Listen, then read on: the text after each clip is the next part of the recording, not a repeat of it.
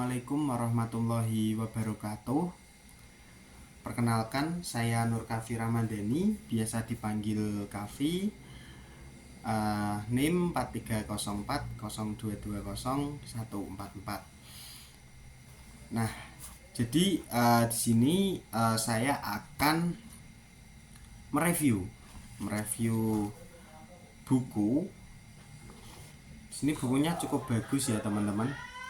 Buku ini berjudul Konseling dan Psikoterapi Islam, karya dari Bapak Agus Hermawan, SPDI, MA, seperti itu. Penerbitnya Yayasan Hajah Kartini Kudus. Wah, dari Kudus ya ini ya. Oke, langsung saja teman-teman. Saya akan mereviewnya. Buku ini cukup tebal, tebalnya ada 68 lembar. Di biografi penulis, ini cukup menarik ini. Bapak Agus Hermawan lahir 22 Agustus 1978. Lahir di Kudus. Oke, langsung saja ya kita masuk di lembar pertama, cetakan 2024. Oh, ternyata ini buku baru teman-teman. Ini cetakan 2024. Nah, bisa dilihat. Oke, kita mengantar, kita skip. Daftar isi. Oh, buku ini ada 8 bab. Ini menarik sekali nih. Bab pertama terkait dengan pengertian, fungsi, tujuan, prinsip, metode, persamaan, dan perbedaan konseling dengan psikoterapi Islam. Terus bab kedua tentang hakikat manusia dalam pandangan Islam dan kebutuhan manusia kepada terapi atau konseling. Terus bab ketiga tentang sejarah, teknik, dan hubungan psikoterapi Islam dengan ilmu lainnya. Bab keempat, sehat dan sakit dalam Islam. Bab 5, manajemen dan prosedur pelayanan konseling dan terapi Islam. Bab 6, penerapan psikoterapi Islam melalui tilawah dan tazkiyah dan taklimah. Bab 7, penerapan psikoterapi Islam melalui takrimul akhlak. Terus yang terakhir bab 8 membahas tentang penerapan psikoterapi Islam melalui ruqyah teman-teman. Nah, di sini saya akan mereviewnya ya teman-teman dari bab per bab. Oke, mungkin dari bab pertama dulu nih, terkait pengertian, fungsi, tujuan, metode, prinsip, persamaan, perbedaan konseling dan psikoterapi Islam. Dalam bab pertama ini teman-teman, ini dijelaskan bahwa intinya dalam dunia psikologi itu dikenal istilah konseling dan psikoterapi sebagai bentuk aktivitas pemberian bantuan psikologis kepada seorang individu yang memerlukannya. Itu. Ini cukup lengkap teman-teman, ada pembahasan terkait konseling Islam, terus setelah itu psikoterapi Islam. Jadi di plot-plotin sendiri gitu. Terus langsung di persamaan perbedaan konseling dan dengan psikoterapi. Oh, bagus. Nah, bab 1 ini udah cukup lengkap, bisa dipelajari ya teman-teman. Terus terkait dengan bab 2 nih. Nah, bab 2 di sini masuk di hakikat manusia dalam pandangan Islam dan kebutuhan manusia kepada terapi atau konseling. Coba kita lihat kelengkapannya terkait dengan apa sih yang dibahas di sini gitu ya.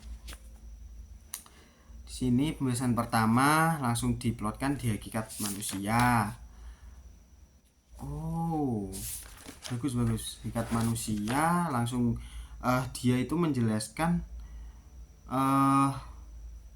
sebagai manusia itu apa sih? Ada yang sebagai makhluk biologis, sebagai pribadi makhluk, sebagai makhluk sosial, dan lain sebagainya. Terus selanjutnya langsung masuk di potensi manusia. Manusia adalah wakil khalifah Allah Subhanahu wa taala di muka bumi. Menarik sekali nih teman-teman. Terus di kebutuhan manusia dalam psikoterapi Islam. Oh, bagus. Nah, di dalam bab 2 ini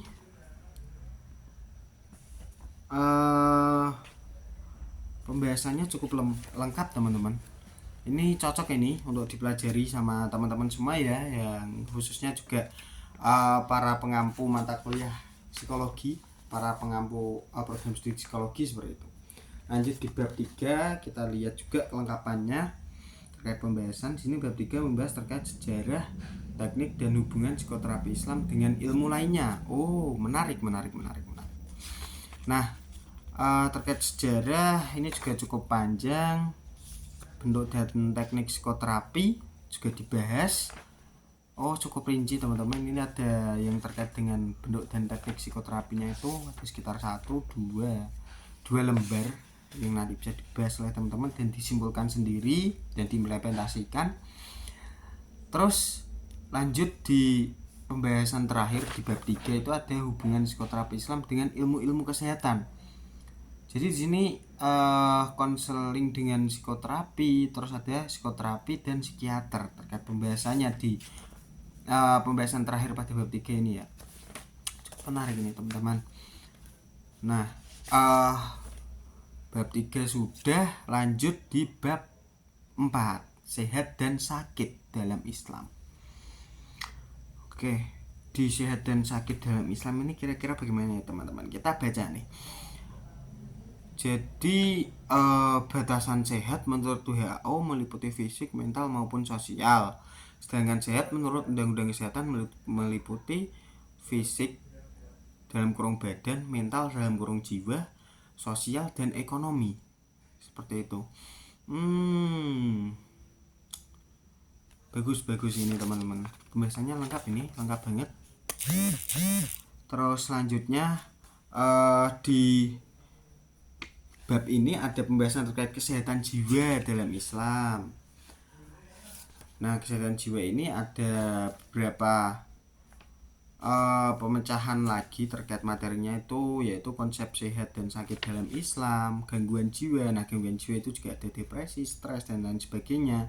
Terus ada penanggulangan gangguan jiwa, ibadah dan kesehatan jiwa, terus sakit sebagai takdir dan menguatkan iman. Oh, bagus. Oh, ini ada beberapa pembahasan nih. Menarik nih, sakit sebagai takdir yang menguatkan iman. Bagaimana ini? Mungkin saya spill sedikit ya teman-teman ya. Manfaat atau keutamaan musibah yang ditimpa kepada mukmin. Oke, pertama itu musibah sebagai penebus dosa. Terus yang kedua musibah sebagai pengingat dan penguji kualitas kesabaran seseorang. Terus yang ketiga musibah sebagai tangga untuk mencapai kualitas derajat lebih tinggi di sisi Allah. Oh, Masya Allah, bagus banget ini.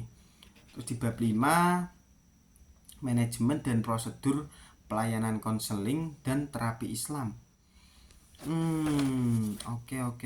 Di bab 5 ini kita lihat apakah pembahasannya juga lengkap. Oke, banyak ini teman-teman yang dibahas di bab 5 ini terkait manajemen dan prosedur pelayanan konseling dan terapi Islam. Oh, bagus. Oh, jadi bisa disimpulkan ya teman-teman. Nah, ini mungkin gini, disclaimer dulu. Karena waktu saya terbatas ya teman-teman, maka saya cuma men-spill sedikit demi sedikit terkait isi dari buku konseling dan psikoterapi Islam ini.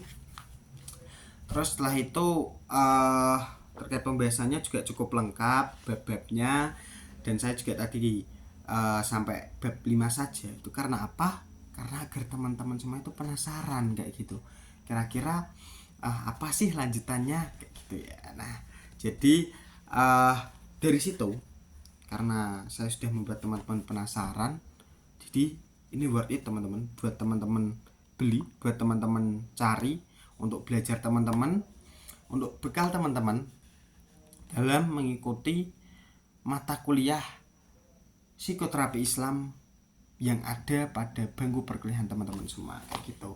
Tapi sebelum itu saya ingin memberikan beberapa kelebihan dan kekurangan dari buku ini ya mungkin ya. Terkait kelebihan, Di sini pembahasannya sudah cukup banyak, lengkap juga, dan bisa dipelajari terkait pokok-pokoknya seperti apa, cocok untuk kita sebagai pegangan dalam mengampu program studi psikologi Islam kayak gitu. Terus terkait dengan kekurangannya, mungkin karena ini baru terbitan berapa ini, terbitan cetakan pertama. Nah, karena ini cetakan pertama ya teman-teman, maka dari itu kekurangannya di cover ya. Covernya ini masih, mohon maaf, kurang menarik ya. Ini mungkin saran buat beliau Bapak Agus Hirmawan, bisa diindahkan lagi terkait cover bukunya ini, agar kita pembaca itu tertarik gitu waktu melihat visualnya. Oh, ini cocok, ini bagus, ini kayak gitu kan. Nanti tapi dari cover itu nggak mempengaruhi isi ya teman-teman. Ini isinya bagus banget, bisa dipelajari sama teman-teman semua untuk pegangan dalam mengampu mata kuliah psikoterapi Islam dalam program studi psikologi Islam, seperti itu teman-teman. Cukup sekian dari saya, kurang lebihnya mohon maaf. Wallahul muwaffiq ila aqwamit thoriq. Wassalamualaikum warahmatullahi wabarakatuh. Jangan lupa dicari ya teman-teman, buku ini bagus pokoknya. Sekian.